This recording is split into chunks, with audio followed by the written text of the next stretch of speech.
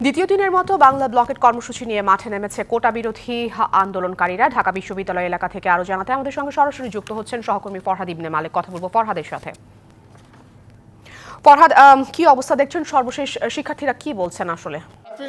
বাংলা ব্লকের দ্বিতীয় দিনের মতো কিন্তু শিক্ষার্থীরা আছে কোটা বিরোধী আন্দোলনে শিক্ষার্থীরা নেমেছে রাজপথে এবং আজকে ঢাকা বিশ্ববিদ্যালয়ের কেন্দ্রীয় গ্রন্থাগারের সামনে থেকে তারা একটা মিছিল শুরু করেছে, বিশাল একটা মিছিল। এই মিছিল ঢাকা বিশ্ববিদ্যালয়ের বিভিন্ন হল এবং বিভিন্ন রাস্তা প্রদক্ষিণ করে তারা গিয়ে শাহবাগে গিয়ে থামবে এবং শাহবাগ থেকে তাদের পরবর্তী কার্যক্রম শুরু হবে। আমরা যতটুকু জেনেছি, সমন্বয়কারীরা আমাদেরকে জানিয়েছেন কোটা বিরোধী, তারা বলেছেন যে সব মিলিয়ে ঢাকা শহরে পুরো ঢাকায় 10টি স্থানে তারা বাংলা ব্লকেট আজকে করবে। ঢাকার শাহবাগের পাশাপাশি শাহবাগের পর দ্বিতীয় সর্বোচ্চ যে ব্লকেটটি হবে সেটি হচ্ছে চানখারপুলে।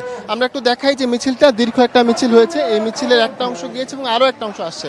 এভাবেই মিছিলগুলো চলছে। আমরা আপনাদেরকে একটু দেখাই যে মিছিল নিয়ে তারা এসেছেন, তারা সবগুলো এলাকা প্রদক্ষিণ করবেন। প্রদক্ষিণ করে তারা আস্তে আস্তে এখান থেকে এগিয়ে এগিয়ে তারা শাহবাগে গিয়ে এসে থামবে। শাহবাগে তারা বিক্ষোভ করবে এবং তারা আমাদেরকে যতটুকু বলেছে যে গতকাল তারা প্রতিদিনই তাদের সময় বাড়ছে, দাবি আদায় না হওয়া পর্যন্ত তাদের সময় বাড়তে থাকবে। এবং নগদের কাছে সব গ্রাহকই প্রিয়, তাই তো সারা দেশে ক্যাশ আউট চার্জ সবচেয়ে কম।